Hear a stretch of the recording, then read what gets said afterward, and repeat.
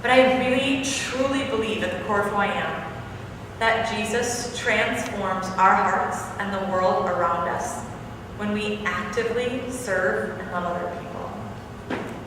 That it's not just about the other person, but that he's really transforming our hearts and the world around us when we serve and love other people. I was sitting in a Bible study a few years ago, and we read this verse. It's James chapter 1, verse 27. Religion that God our Father accepts as pure and faultless is this: to look after orphans and widows in their distress and to keep oneself from being polluted by the world. In the conversation, it immediately went to the second part of the verse. How to keep oneself from being polluted by the world. And this group of people also just started talking about their children and their grandchildren and their students and about all of the things that are attacking the youth of today, right? You would have believed that all evil resided in media. It was like Facebook, evil, the internet, Satan's lair, right? Like don't watch cable, MTV, and all of it was really bad. And it was like, how do we keep them from being polluted, right? Like, how do we protect them? And I believe Scripture talks about us protecting our heart. But I couldn't believe, we had just read the verse, and the only thing we talked about for 10 minutes was keeping ourselves from being polluted by the world. And it was like all the evil and the bad is out there. It almost felt like if I put myself in a room with no internet, no technology, I'm pretty sure I could still sin a lot. Just being by myself, a lot goes on up here in this mind, right? I don't need things out there to tempt me or to do bad things. And so I don't really believe in the philosophy or the theology that evil is out there and not in here. And I just thought, some of this is starting to make sense. We have almost created this sub-Christian culture to protect ourselves from all the evil that resides out there, right? We have our own radio stations, we have our own music, we have our own celebrities, we have our own movies, thank you, Kirk Cameron, we have our own television shows, we have, in the Twin Cities, we even have our own yellow pages so that we could only need to come in contact with other Christians. Now, I need to be clear, and I need you to hear me that I don't believe that any of those things are bad. They encourage, and they enrich, and they strengthen our walk with the Lord. However, when we look at Scripture and we take it out of context and we reverse the way that things are supposed to go, that's when we're getting it wrong. The very first thing this verse says is that religion, and what is religion? Religion is the practice of our faith. It's what we do with what we believe, especially with a community of other believers. It's what people see. It's our faith in action.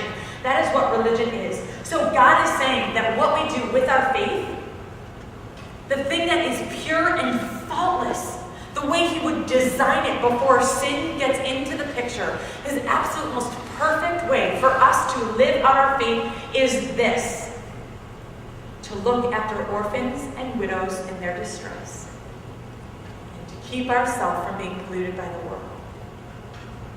That second piece, we have to work on what's going on first. Instead of reversing the order and turning Scripture into what we want it to say, the first thing it says is to look after orphans and widows in their distress. Widows and the orphans, the fatherless and the aliens. God is passionate about their circumstances. And I believe that to be true because they physically represent spiritually where each of us are at.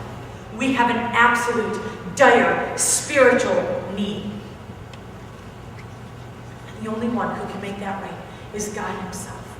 And he does through the sacrifice of his Son, Jesus Christ. He comes down and he makes that relationship right again. And that's why I think that James is talking about how religion in its purest and most perfect form is about serving and loving the poorest of the poor. Because they are in absolute dire need. They cannot continue to survive, to exist, to live, to eat, to survive without the compassion and help of strangers or friends or loved ones. And when we are engaged in that kind of lifestyle, of living out our faith in that kind of way, then we are reminded of what God has done for us. And let's be honest, when I really remember and can hold on to the truth of what Jesus really did for me on that cross on Calvary, I live differently. Because I am reminded of my need for him.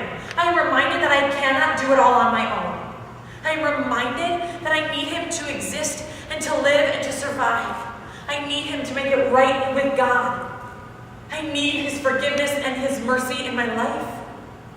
Because I can't do it because I am a mess most days. And when I remember that, I live in more love than I do on an average day. I have more compassion for the people around me because I realize how much I need the compassion from God. So for me, what this verse is saying is that to know God, to experience him, to understand who he is, and to drive my relationship with him into a deeper place, then I want to be about the business of serving other people.